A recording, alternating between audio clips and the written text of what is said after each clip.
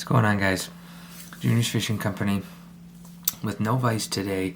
I've been tying a couple, I've recently uploaded a couple of videos, or one or three or whatever, I'm not sure how many have been put out, but I've been tying a lot with these new spawn fly fish fathom beads, and they have just completely opened up a new realm of tying for me. Up to this point in a lot of my tying, I've been kind of at the mercy of the companies that make lead head jigs, tungsten head jigs and stuff like that, just because I'm really a traditional, conventional fisherman. Bait casters and spinning rods. I do fly fish a little bit. I've got a couple fly rods, but 90% of the time I'm fishing, I'm using conventional tackle, and I've always kind of had that barrier between tying more traditional flies and being able to actually cast them. So I thought, instead of explaining this in every single video, I thought I would just kind of make this little FYI is what I categorize it as, but I just thought I'd make this little video kind of just hopefully quickly explaining the hooks I'm using, the bead sizes I'm using, and some of the little strategies that I'm starting to think of in my head of how to use these. In no part am I saying am I reinventing the wheel or anything like that, but these beads have completely allowed me to start tying more traditional flies but make them castable with, say, a 7'4" medium heavy or whatever spinning rod. So I'm just going to go through a couple of the hooks and some of the bead sizes, bead placement and stuff like that I've been kind of tinkering with a little bit. None of these are going to be perfect. I'm going to end up changing a ton of stuff because this is a whole new area for me. And really, I mean, I can just start wherever. I've probably got half a dozen or so. So really, to me, the most used Ahrex hook I have ever used is the Predator Stinger hook. And so this is a 2/0 Predator Stinger, and I've put on here just so these spawn fly fish, they come in 8, 9, and 10 millimeter, and that's about, the 8 millimeter is give or take like 0.4 grams, an eighth of an ounce. I think it's just about 0.3 grams heavier than an eighth ounce. The 9 millimeter are 6 grams, which again is really close to 3/16, and then the 10 millimeter are just a little bit heavier than a 1/4 ounce. So here I've got a 2/0 Predator Stinger with an 8 millimeter tungsten bead on there, and really my placement is based off of, and I don't know if this is actually going to stick on there, but really I just put that on there so I could put an eye on. Now you got to be kind of careful. This bead is pretty close to the eye, and so when I put something on like this, I'm thinking either marabou, deer hair, or a dubbing loop. And I just put the bead far enough back so I could fit this 7 millimeter. This is a living eye, I just grabbed one. But if I'm going to tie an 8 millimeter eye, that bead is going to be a little bit farther back. And if I'm going to tie with a smaller eye, I might move it up a little bit. But really, I think this bait is going to sink pretty consistently as if the bead were right on the front. So this is, again, just one way I'm kind of thinking about it, but this bead is going to be hidden. So it's going to actually look like, if I tied a streamer or something like that, it's going to look like a completely traditional fly. Obviously it's going to sink a lot faster, but it allows me to tie in the traditional sense of actual fly tying. The next one I've got is probably the one I'll use the most, and these are just, a lot of these are Ahrex, because Ahrex just makes bigger Predator hooks. This is a Predator 374. This is just a 90-degree, super classic jig hook, and so you can really, I mean, I think I've got, these are 3/0, but I've used size 1, and I think I've got like 1, 3, and 4/0, and this is a 9 millimeter tungsten bead on here, so this is about a 3/16 ounce jig. Now again, this allows me, this bead allows me to pick the hook I want.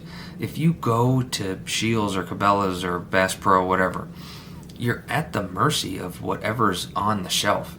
If the bead or the head that you really like has a hook size that's 2 sizes too big in your opinion, or it's a little bit smaller in your opinion, again, you're either going to buy the jig or not, and you're just going to, if you start missing fish, you have something to blame, I guess. But this allows me to pick any hook that I want and put this bead on there, and it's going to be 100% fishable, castable. We're going to be good to go. So the next one I've got is a Predator 360. This is a 50-degree bend. This is a 1/0, and again, just a pretty traditional 50-degree bend. I like a 62, but I think this might be the 9mm as well. I won't use the 10mm a ton. I put a little lead back there just because I wanted to push this bead up. It kept on this bend for some reason. This bead kept wanting to slide down. But this is, again, a great hook. Ahrex just makes a phenomenal hook, and I know that this won't bend out. It's super sharp, and I'll be good to go. The next one I've got is the Trout Predator TP26. This is just, again, a little bent streamer hook.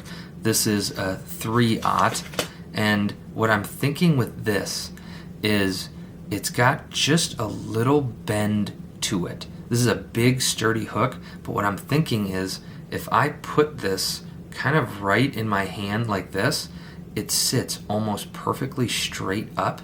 So when I see something like this, I'm thinking a leech or a crayfish or something like that. This might actually be the 10mm. But again, I can pick my hook, I can pick my bead, I can pick the weight, and I can make the crayfish bait that I actually want. Now, getting into some of the more different stuff, those are kind of just traditional, put the bead in the front. I've got Fulling Mill 60/40 here. This might be one of the best hooks I've ever used in my vise, or maybe they just look really nice. I don't know if they're gonna fish really nice, but I've got these are 1/0. Again, I put this bead way back there. This is a really wide gap, so I'm gonna be able to tie a really big fly here. I'm gonna be able to easily fit an eye on here. I have plenty of room to tie in front of this bead. And again, as long as I don't go too far back, this is about the halfway point. I think if I go a little bit closer than halfway to the eye, that weight is still going to carry it down. So I'm not going to worry about it sinking backwards, which is really the only thing I'm nervous about. And so I've got another one here, just putting it in the front. I added some weight to it just to make it a little bit heavier. Really, the last one I kind of wanted to show, again, I've got a ton of these. My mind, I fall asleep thinking about all of these different combinations. The last one is this Predator 378. It's a GB, which I think is Gunnar Bramer. Predator 378. Again, these are phenomenal hooks. And actually, these are great hooks if you're a soft plastics guy. These are great hooks too. But they have super long shanks right at the front for tying. And so I've got a couple different examples right here. These are the 2/0. So what I'm thinking is what size bead I use. I think this is 8, this might be 9. I just slid it right up into the point. It almost makes like a 90-degree bend. So that bead almost fits perfectly right at the top where it bends into the, where the shank part, where it goes to the eye. But I've got probably almost a full inch of tying space here. So this is going to be perfect. And again, that weight is far enough in the front where it's going to sink head first, which is really the only thing I really need it to do. One thing I'm thinking of, and I haven't tried this out yet, is I put a little lead wire on both sides of this bead, and this bead is just going to it's kind of just going to do its own thing. I'm thinking it might add a little noise. I think there was a Gunnar Bramer. I watch a ton of Gunnar Bramer. If you haven't, go check him out. He's put rattles on the bottom here. It's nice and flat right here, so you do have a space to put rattles. but I think this might just add a little bit of noise, and if I jerk it and this bead is up here, it might sink a little bit differently than if it's back there, which will just give it kind of a more sporadic sinking and jerking motion. So I'm really excited to try this one out. The last hooks I really haven't tried yet. I've always, for some reason, not for some reason, they're great hooks. I've always been a huge fan of these Orvis fly hooks, these pike and musky hooks. They're just really, really sturdy, razor sharp hooks. And this would be another, this is a 2-aught. They're like 1-aught to 6-aught. The 6-aughts are like massive. But this would be another little streamer hook that I could see putting a bead just a little behind the eye, allowing me to some tying room up here. You can always put stuff behind the bead as well too. But this will be another one that I'm going to be tinkering with quite a bit. I really just wanted to make this video just so I don't have to repeat myself in every single video for like the first 2-3 minutes. I'm explaining the same thing every single time. I can just add this link in the description below and just get tying. These spawn flyfish beads are just an absolute game changer. If you're a tyer like me using conventional tackle, this completely opens up the opportunities to tie more traditional stuff while still being able to use it on a spinning rod. Probably not a bait caster. Some of maybe the 10mm you'll be able to get away with pretty good. But I see myself using these on spinning rods. But Junior's Fishing Company, like and subscribe. Drop some comments below. Let me know if you've used these too, or some great hooks that you've got that you think would go well with these. Drop some comments and let me know, and we'll see you on the next one.